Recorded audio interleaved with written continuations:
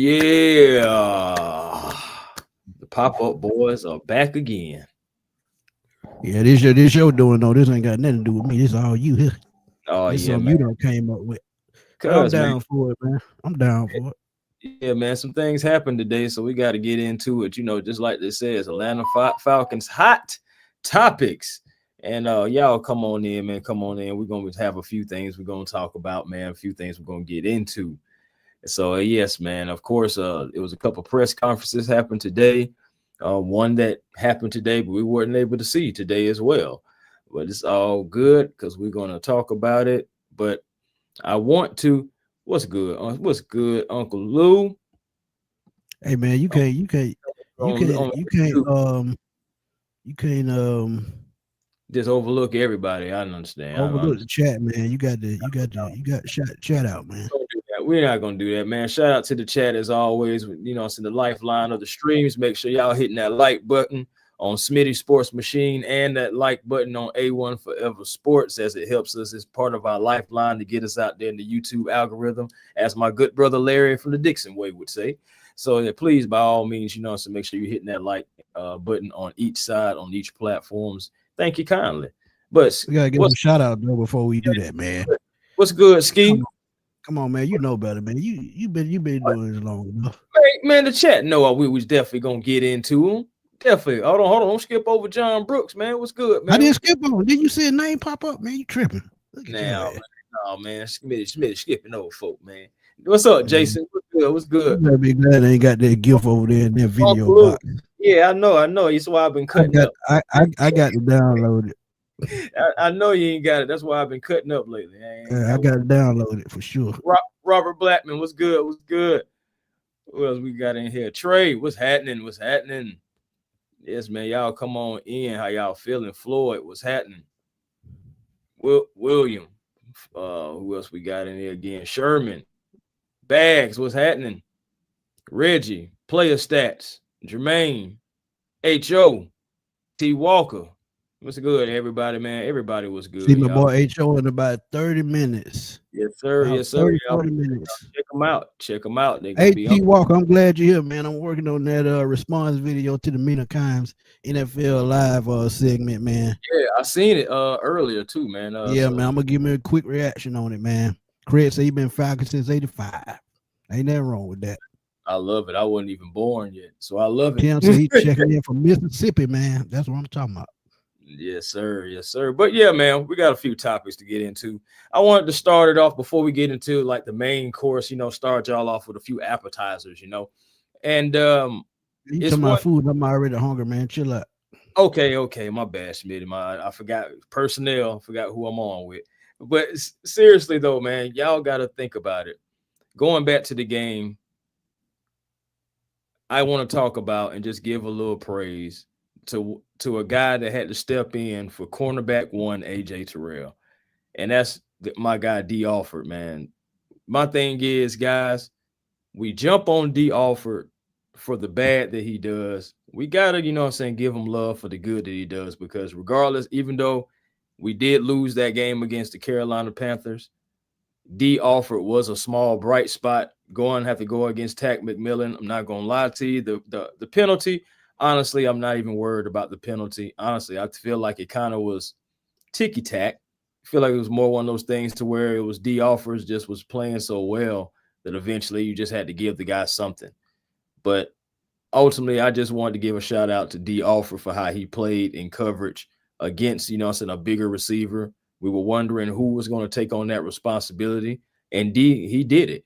Yes, you did see Tech get a couple of catches, but when D. Alford was over there, they didn't have anywhere to go. He responded well, and that's what you want to see. So again, we get on D for the bad things.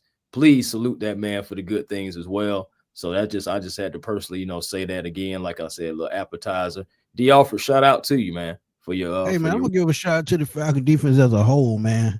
Because let's be real, the offense put them in some bad spots, and for them still only give up just over 200 yards in the game, and they still rank top 5 in total defense. I mean, that's something, that's something to praise, man. So as I look at it going forward, this defense is probably going to be a bright spot. and hopefully the offense pick it up. Because wearing down defense every game, by the time we get to about week 12, we're gonna be through for the year. We saw that a couple of years ago. I think it was 2023. By the time we got to the Chicago game, man, the whole defense was worn down with about 2 or 3 games left. So, yeah, you got to pick it up, offense. Hey, Joe, he might come through with me, man. We'll see. Hey, man, we may have to make something shake, man. We may have to make something shake. Well, go ahead. But yeah, man. But yeah, that's what I wanted to say about that and about D. Alford. Also, Michael Penix Jr. had a press conference today. And Michael Penix, man, I just feel like that guy, he's a young guy, but you can see why he has the C on his chest. And it's not just because he's a quarterback. That young man is a leader. He's accountable. I feel like he took a lot of accountability today, but also he just didn't put any, responsibility nowhere else. He pretty much was kept coming back to himself, even when the reporters, they were asking different questions. This man would still try to bring it right back to him, putting everything on his shoulders. And honestly, that's what you want in a leader. That's what you want in a guy who wants to take accountability. And regardless, even he's not throwing anyone under the bus, whether it's deserving or not. He's not doing that. He's saying, it's me. I got to do better. I got to play better. I can't be down in the dumps like that. I can't show the emotion like that. I just got to pick myself up and get ready for the next game, the next series, etc. So, I liked what I heard from Michael Penix in that interview because he dropped a lot of gems. And again, he could have easily pushed things to other locations. He could have pushed it on other people, but he didn't. He took it all himself. Said hot take, Coach Heem and Z-Rob's job, defense balling #1 in passing yards allowed. Hey, man, what you think? What I'm talking about, man. Mm-hmm. I mean, he right. I mean, like I said, man, you got to love the defense, man. We need some defense, some we ain't had in a long time around here. So to see the defense playing this good the first 3 games, even though we 1-2, I feel like the offense turning around, this whole team turns it around because if they got to be the backbone of the team, so be it. I got to give a shout out to Robert Pond as well, man. He was clipping some of our live, and I appreciate him for doing that, man. Oh, appreciate that. Shout out to Robert Pond, man. Hey, man, shout out to you. Like, hey, that's love right there. Trey Smith says, do y'all think Robinson keeps his job going into the bye week if we lose Sunday? I say yes. Yeah, who's gonna replace him? Yeah, I say. I mean, I know they got T.J. Yates, but come on, man. No, he ain't ready to call no play, man. Even though he been the coach for a while, I don't think he ready. And it's just like Raheem Morris. I hear people saying, and I even said it too. I'm gonna say it. If he got fired the bye week, it wouldn't surprise me. But again, who gonna replace him? Jeff Ulbrich was a interim coach last year for the Jets. You don't want him to do that 2 years in a row. No. Think about it. And you got Jerry Gray as well, who they might boost up the head coach since he's the he's already assistant. He's the elder on the team. He's the assistant head coach, so they might bump him up. But yeah, man, who's going to replace Raheem? And again, that's if Jerry Gray wants to be, head coach. Right. And also, Raheem got 2 years left on his contract. They ain't finna do no buyout. He had 3 years on it. I could have sworn we signed him to a 5-year deal. Well, if it's 2 or 3 years, it's still too much time on the back end. That's what I'm saying. Like, you're not. That's why we kept Dan Quinn so long. That's what I'm saying. I don't know if we're gonna just want to cut that loose like that. That's a nice little healthy contract. So that would be a lot of cash that he's walking away with. I don't know if the Falcons organization as a whole and Arthur Blank want to actually do that. But I mean, again, it's not our money. We know what we want. The things we want to happen or would like to see as far as like just being changes. Man, he could honestly, Chris, if he had made better decision who he gonna put around him, we wouldn't even be having this conversation. And the reason why I say that, and I keep saying it, and I'm a nearly home. If you put more veteran coaches around you instead of first-year guys, this team would probably be up there with the Philadelphias, the Buffaloes, because they have just that much talent. But when you surround yourself with first-year guys, as somebody said on the previous show I was saying, when you're trying to build your own tree instead of worrying about winning football games, sometimes it backfires, and that's exactly what's happened. Look at Jimmy Lake. Defense got offer last year. Now the offense, same thing. So now maybe if you get, you do something about the offense, you have a complete team. Go ahead. Right, because my thing is too. All right, so now this shouldn't matter, but do you think that just the offense is still catered to Kurt more so than Michael? The offense catered to the run game. That's the point of. As far as this I quarterback, mean, bro, quarterback don't matter. I agree. In this offense, I said it before. In this offense, at least it shouldn't matter. Let's say that exactly. It doesn't. Think about it. The same offense that we're running is the same thing San Francisco has ran to a T. Same thing Green Bay has ran to a T. They depend on the run first, and then they worry about the pass. Now, Green Bay has switched over a little bit because they lost two of their top running backs. So they went to the pass a little bit more, but at the end of the day, it's still predicated on the run. Think about it.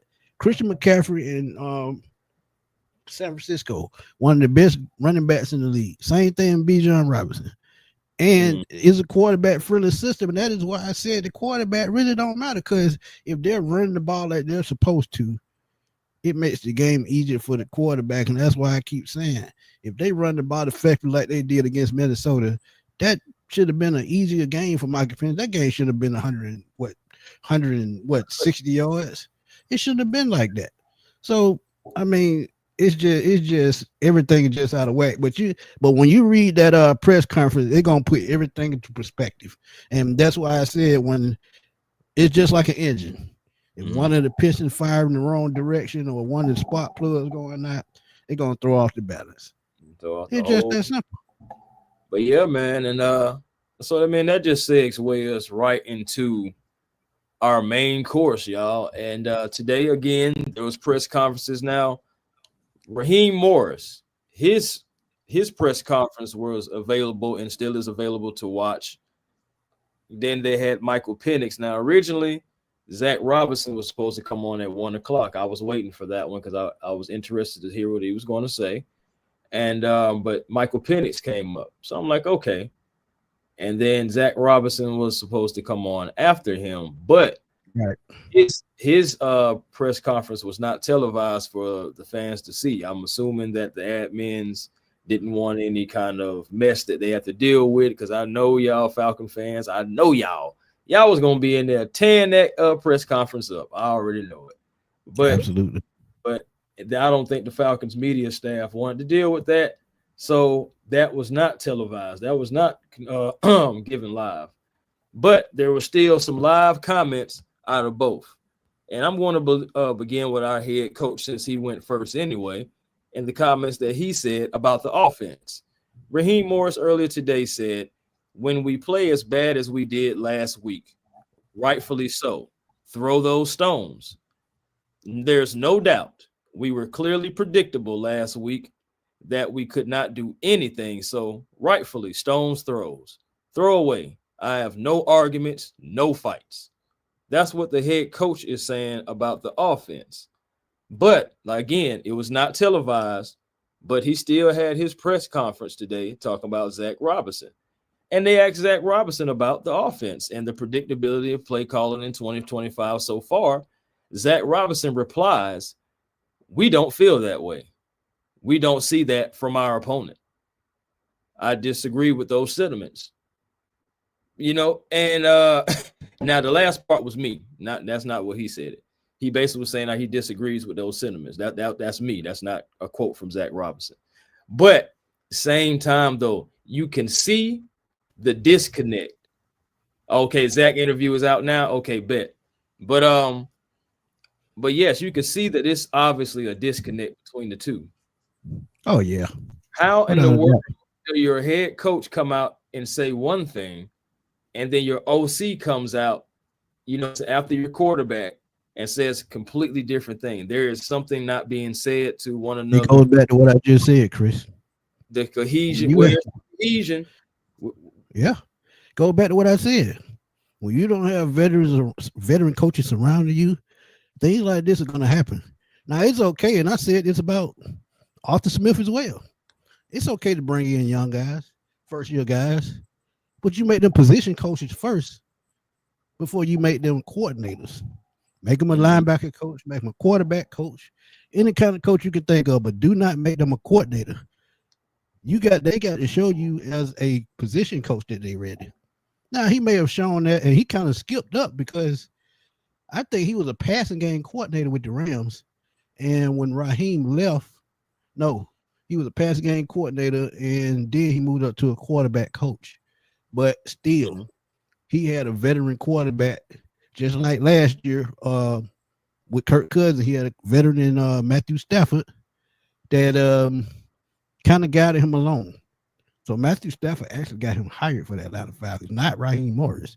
And now that he doesn't have that veteran and Kirk Cousins on the field to let him know to keep him tuned as to what's going on out there, now you seeing that he's lost because he hadn't gained that experience to, hold off on his own. So yeah, it's just inexperience at the end of the day. That's all it is. Yeah, man. And at the end of the day, I just feel like that's not a good look at all. Especially with everything that we have going on. You have our head coach coming in saying one thing, and Zach Robinson was quoted to say another. Now, I'm actually looking to see about this here press conference from Mr. Robertson. Yes, it did drop. Woo, it was a 42-minute joint. I may have to get some popcorn for that joker. All Well, yeah, right. he talking that damn long. I mean, it ain't nothing to say that long, unless he asking 2,000 questions on it, and pretty much they all the same thing as to why Zach you can't get on the same Oh, okay. page. With the quarterback. Okay. It's Zach Robinson and other Falcons preparation for week 4 matchup. So it's not just Z-Rob by himself. It's not just Z-Rob by himself. Let's see how long he talked. Yeah, that was going to be something interesting. Okay. He still talked for quite some time. He still talked for about 20 minutes. And then Jeff Obert came in for 10 minutes. Ray McLeod came in for about 8 minutes. And then D. Alford came in last. And speaking of Ray McLeod, that must be where that quote came from, because Ray McLeod said that Ike Hiller was one of the best coaches he ever had. And yeah. But Chris, think about it, man. How can you put it on a wide receiver coach when hey, man. three other receivers had their best years as pros? Even Cordero Hardy, he don't even hardly do nothing. He had a career year. Drake London, Ray McLeod. I mean, he did the unexpected, man. Let's be honest. I mean, I wouldn't expect him to catch no 60 passes. Nobody was, because he's a special teams guy. So how you gonna put it on Ike here that things are going wrong? I mean, you trying to save your boy, but at the end of the day, your boy gonna be the one cost you your job, and you can't say he can't save you. So I mean, look, I'm just saying, yeah, it's a JT classic scapegoat. That's all it is, man. And my thing is, Drake London and Darnell Mooney had, some great years under Ike Hiller. I understand that it's like something about, performance based, some firing type thing. But I'm just saying, like, the performance was there from our guys. We saw over 1,000 yards from Drake having his best season overall. No, you also see, Darnell Mooney, even though I know he was a little banged up at the end of the year, but still right there at 1,000 yards. We almost had 2. And of course, the offense has to run and the offensive coordinator has to do his job, but the wide receivers still have to be in place. They still have to run the routes. They still have to put in the work. And Ike Hiller had those guys putting in work. So I just don't understand why you really give him the axe. But I mean, again, scapegoat. I mean, he couldn't. He think about what I just said earlier. Who you gonna replace to bring in? If you fire Zach Robinson, who you gonna replace him with? So they had to have a scapegoat to keep the damn media off their back. That's the only reason why things like this happen, to keep the media off your back. K9 Rottweiler, thank you for the donation, my brother. He said 93% rate out of the shotgun, over 7% run rate out of the pistol, 4th lowest play action rate in the NFL. That's true. Lowest deep pass rate at 4%, and 4% is god awful. That's only like 3 to 4 passes the whole year out of 3 games, out of hundreds of plays. Think about that. That's utterly ridiculous. So yeah, and we've only scored 42 points in 2 games, and that's with that's with no touchdowns from a wide receiver or a tight end. That's wild right there. bag. So that's exactly what I'm saying. Zach Robinson can't save him, so why he trying to save Zach Robinson? And see, he knows he ain't got nobody to fill that spot. See, so he Because that's can't just up and boy, fire him. man. He can't really up and fire nobody, to be honest. That's still his boy, man. At the end of the day, he can help get him a job, and it's a possibility that he can still have that coaching tree. So he's not going to just give him the axe, man. It took a lot for him. You think about it, Yeah, it took a man. lot for Jimmy to get the axe. But Chris, something like I said earlier, some of the decisions you make, and they not the right decision. Eventually, that shit gonna catch up. Bro, He's already catching up. Because look at Jimmy Lake, he's not here after 1 year. And then Zach Robinson, like I said on last night's show, I think he'll be a head coach in college football next year, so he's gonna be gone. So Raheem, he's probably gonna be shit out of luck anyway. And if they decide to keep him, the only way that he is gonna stay the head coach is, I think, with him bringing in a veteran offensive coordinator that can call plays like a Mike McDonald. That's why that name came up. So yeah, I mean, you gotta, some things is just common sense, man. And I said the same thing with Arthur Smith. Go ahead. Yeah, no, it's true, man. It's at the end of the day, I just feel like regardless, fam, I have optimism because I'm a Falcons fan. At the end of the day, I'll never give up on this team, never. But I feel like we have a lot of concern moving forward, and I'm going to see what the body language is. Yeah, we got Coach Robinson on the sidelines, and at this home game versus the Commanders, we're going to see exactly what's the mood like, what's the body language like, on the sideline. I want to see, honestly, before we even get to the game, does any of this get cleared up? As far as like just different comments. Are they going to just let it roll off? What's going to be like the message for the rest of the week? So regardless, I just feel like Falcon fans, just like if they're going to have press conferences, just make sure that you're tuning in and listening to see what's being said, because we may be in trouble, man. We got scapegoats, we got coaching trees, we got disconnects. It's so much going on right now, and it's not in a good way. Yeah, it just bullshit at the end of the day, man. The thing about it, man, this is why I don't like retreads. And somebody, they came at me in my comments on one of my videos, and I said this and I said that, but that lets you know how you've been following me. I never said I like the Raheem Morris hire. Anybody that know me and been listening to me know I said Mike McDonald, who went to Seattle, was my guy, because I knew he came from a pedigree in Baltimore with a championship pedigree. He's been a coordinator before, and he's been very successful as a defensive coordinator. And I knew if we brought him in, he was going to bring the right type of people in with that same mentality, veteran guys. He did it when he got to Seattle. So one thing about it, when you retread just because you're comfortable with a person, that doesn't mean that you're going to win football games. That's why I said, the only way the Atlanta Falcons win football games going forward consistently, you got to go out and be uncomfortable. And right. Sometimes that with what we say, pressure bust pipes. Pressure with coals, it fins out diamonds. And that's the way you got to think as an owner. Learn to be uncomfortable, man. Learn to trust the people that you put in place to do their job. And that's why I know Rich McKay is still behind the scenes doing something, because I know Terry Fontenot didn't make all these. Now with the draft, I know he made all these moves during the draft. He working with the scout team. But when it comes to coaches and staff and all that, that's Rich McKay all day, man. Let's keep it real. I know right. Terry Fontenot's hands tied to some extent. And I'm telling you, because if you've been watching Terry Fontenot, and I've been letting y'all know this for 3-4 years now, he'll go to any continent and find talent. He will get on the plane, go north of the border to Canada. He'll go to college stadiums. He'll go anywhere he need to go to get talent. And you mean to tell me he can't find talent in the coach as well? This is how I know it's still Rich McKay. Because Bill Belichick, if Arthur Blank wanted to hire him, the only reason why he didn't, he had people in his ear. He said it himself. Man, I ain't gonna lie. Some things you got to fend for self, especially when you writing the checks. I really hate that Bill Belichick is still getting talked about in September. I do, but this is where we're at.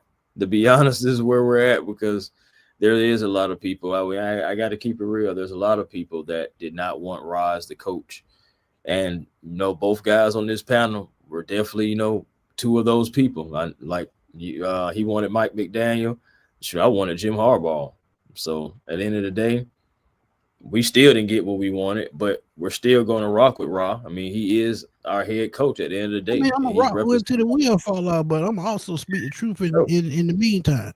But we don't know if Bill would have been terrible. Think about it. You got to think about it talent wise. New England didn't have the talent he had when Tom Brady was there. Yeah, Tom Brady was part of the reason why he won. But at the same time, one thing about Bill knows how to build a foundation.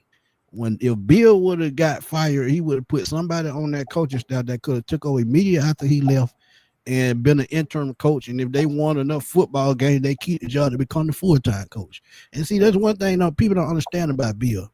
He's one of those guys that's going to do things the right way, build the right foundation, a strong foundation for teams to win for years to come. And that's what made him a Super Bowl winning coach. Right. I can't say, he may have lost it, but that's what I'm saying. Even though he's coaching wise, foundation wise, he's still gonna have it. Because think about it, he's the reason why Mike Vrabel successful in Tennessee. And yeah, he fell off because one, Derrick Henry left. Two, the GM broke that team up. But Mike Vrabel, he's in New England now. He's broke that team down. He's got rid of those big contracts. And all that type of mentality comes from Bill Parcells. And that's the type of mentality we need. And Terry Fontenot does that well anyway. He drafts early because he knows contracts are coming, and you see it right now. But look, Bill would have built the right foundation for this team to win. He may have not had the same coaching prowess he had in his prime, but at the same time, building foundations is something you need in that field. Right. No, I agree with that, but that's how I felt about Jim Harbaugh. Jim Harbaugh, we already know he's been the quarterback. Boy, they dropped the ball big. Boy. And my thing is Jim Harbaugh, again, the quarterback whisperer. He had Colin Kaepernick, he had Alex Smith. Look what he did with J.J. McCarthy, back in college, and now he's coming back. And look at them right now. They like 3-0. They got Justin Herbert over there. They went and got Keenan Allen back, which was one of the best things they could have did for Justin Herbert. And honestly, those guys are clicking right now. They have a young team. It took last season. They took one. They took one on the chin last year, trying to do some rebuilding, reacclimate. But look at them this year. They're looking good. They look like they weren't ready to win this division for the first time in quite some time. So it's just like, at the end of the day, like I'm looking at the pedigree of the coach. Yeah, he would have came in here and changed up some things. But you want to talk about, I understand a Super Bowl winning coach in Bill Belichick. But I also would have believed in Jim Harbaugh too, a guy who has played in had teams play in big games. Hey, they went to the Super Bowl off of us. I hate to say it, they did. But regardless, Jim Harbaugh, the quarterback whisperer, used to play quarterback too. Don't you think it would have been great having Harbaugh and possibly Matt Ryan and Michael Vick all talking to our guy Michael Penix?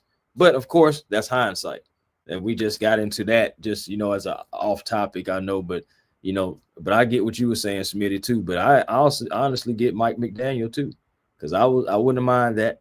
I wouldn't mind that at all either. But regardless, bringing it back, all in. Our coach is Raheem Morris. We're rocking with him until the wheels fall off, like Smitty said.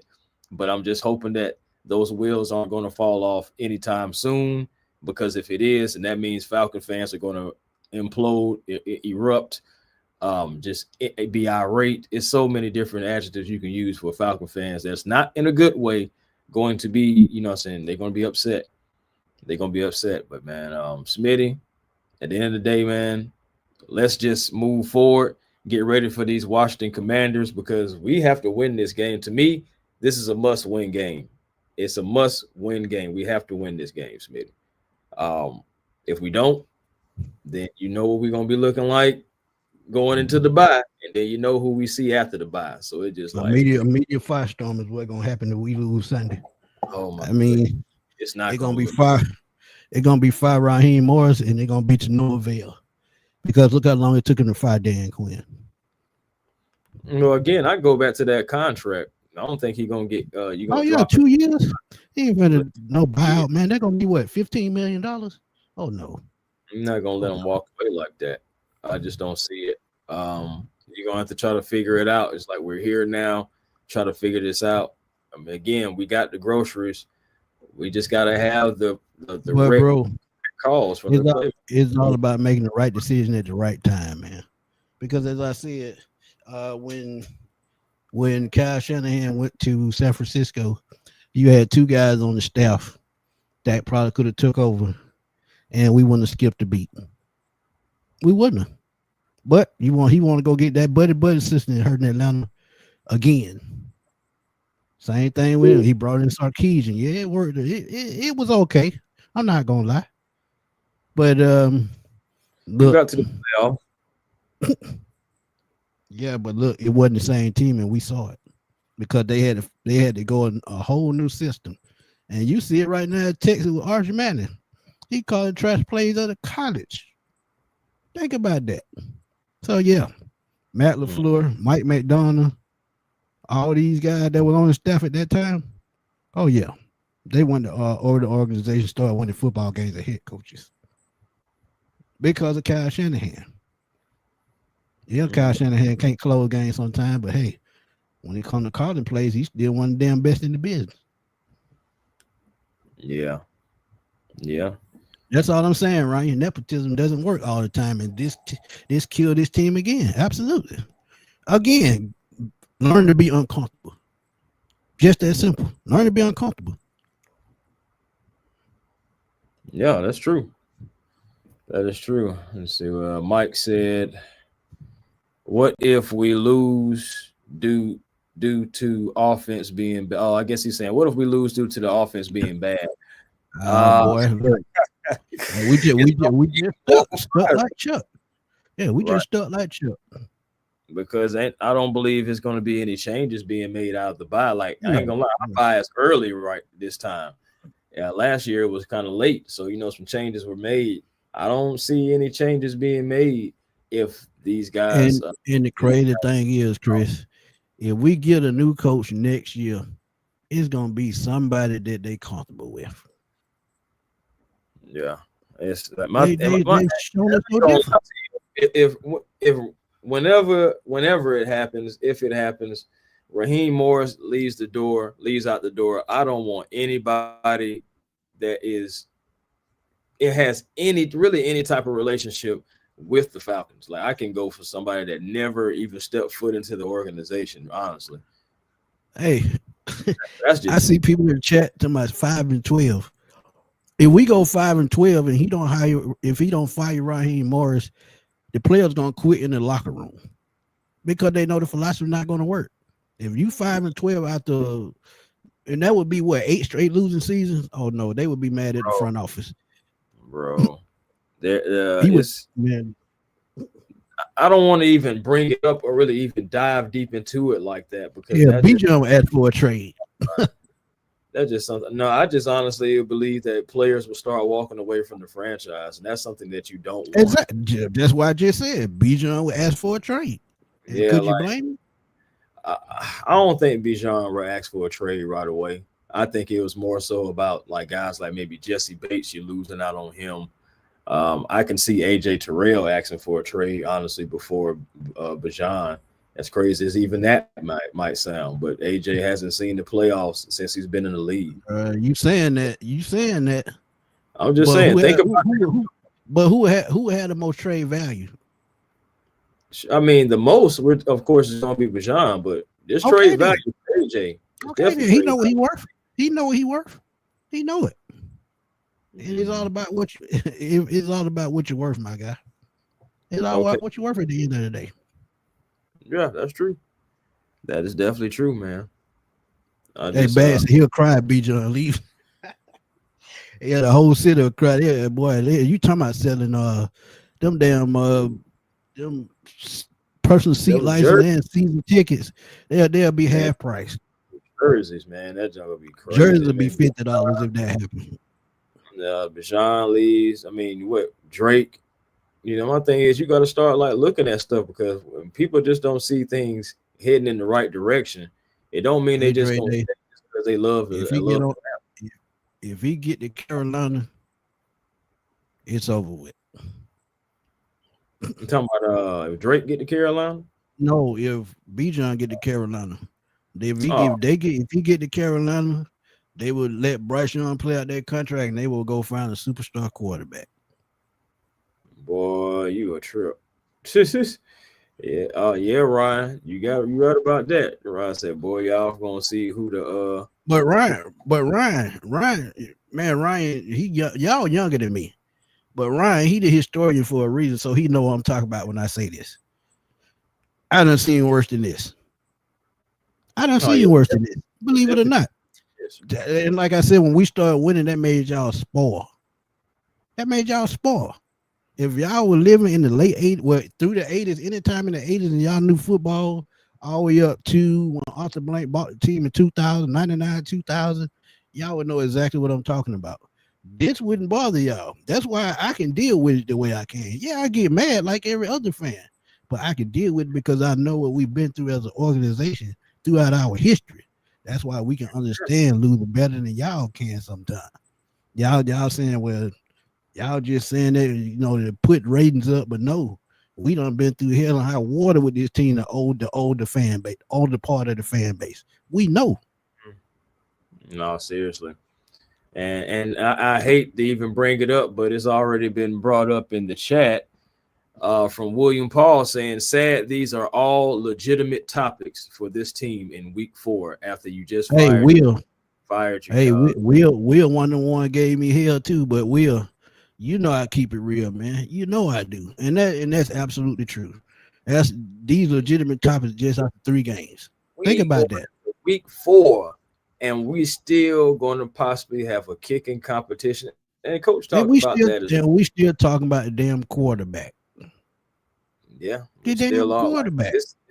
It was asked about Michael Penix and asked about Kirk Cousins as well. Like, and I'm gonna put a short out on that a little later so y'all can hear it.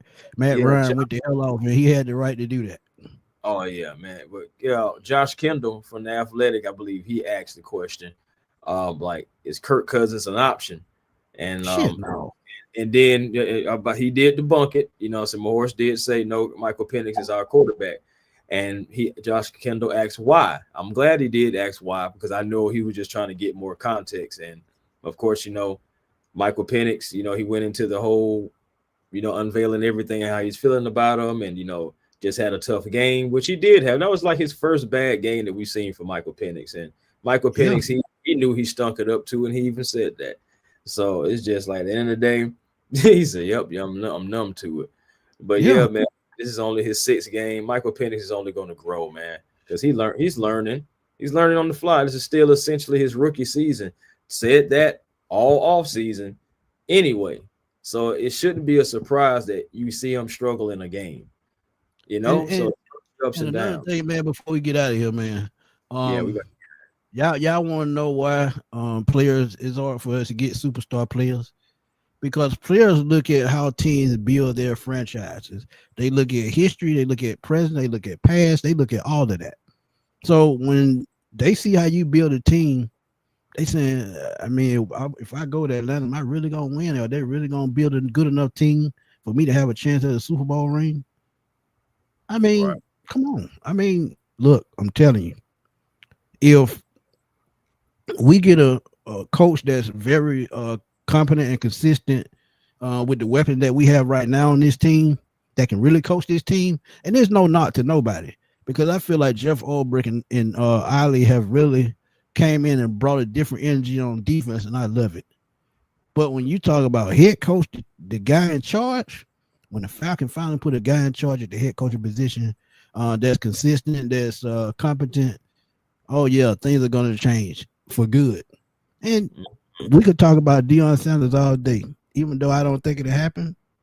If that does happen, look, it would probably change the way we look at coaching, period. Why? Because he knows he's going to bring in hype. He's going to bring in talent, any talent he wants, and he can put it together. And sometimes that's all it takes, hype. Mm-hmm. Look at Jerry Glanville. What did it take for him to finally win? Hype. So when you have hype, look.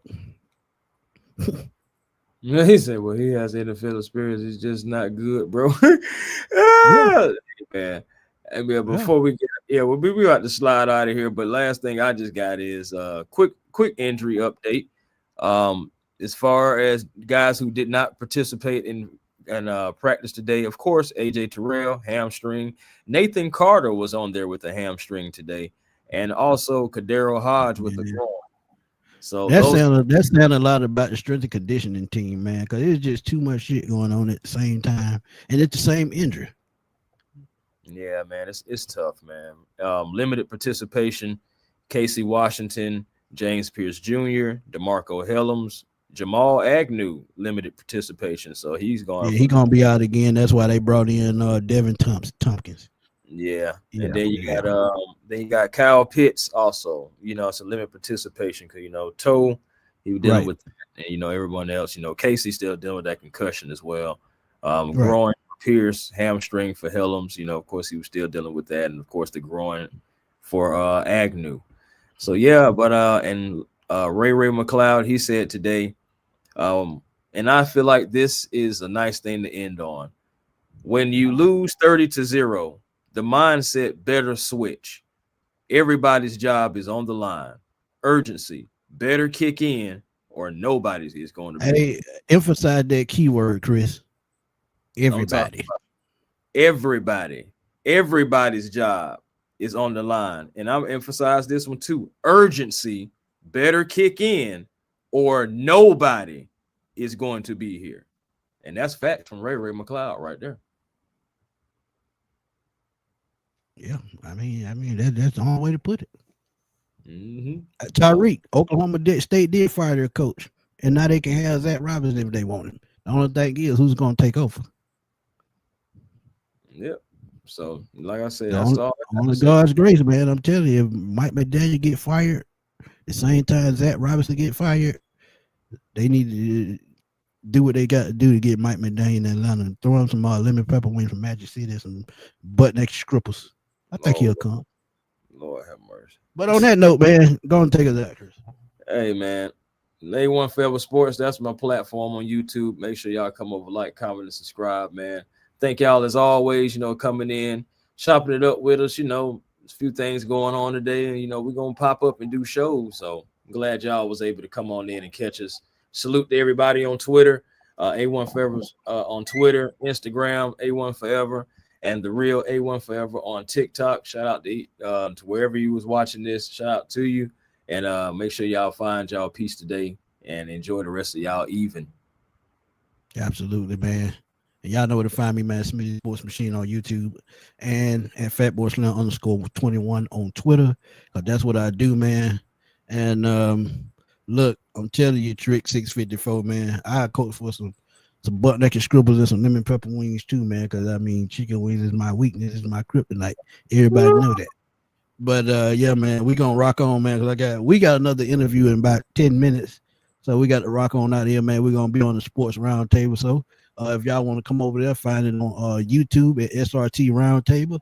And we'll be over there in a minute, talk some more Falcon football. And we call it the Falcon Report on their platform. But until whenever we drop another video, we'll see y'all then.